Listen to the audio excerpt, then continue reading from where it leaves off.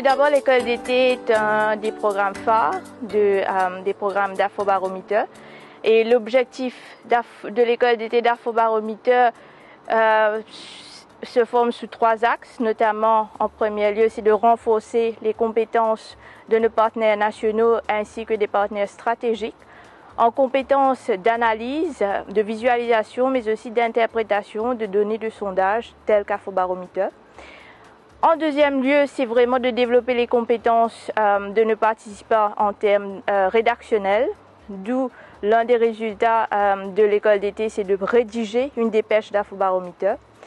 Et troisièmement, c'est vraiment de promouvoir une culture de données en Afrique, d'informer les débats sur le continent avec des données qui proviennent de ce que les citoyens veulent et aussi d'élaborer des politiques publiques basées sur les preuves qui relatent au motto d'Afrobaromètre qui est de donner une voix au peuple africain.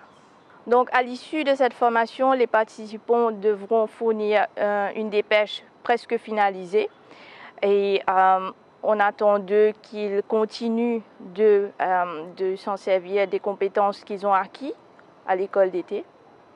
Alors l'école d'été ne s'arrête pas là après les 3 semaines. C'est vraiment un réseau qui se crée entre les participants et aussi les partenaires nationaux d'Afrobaromètre.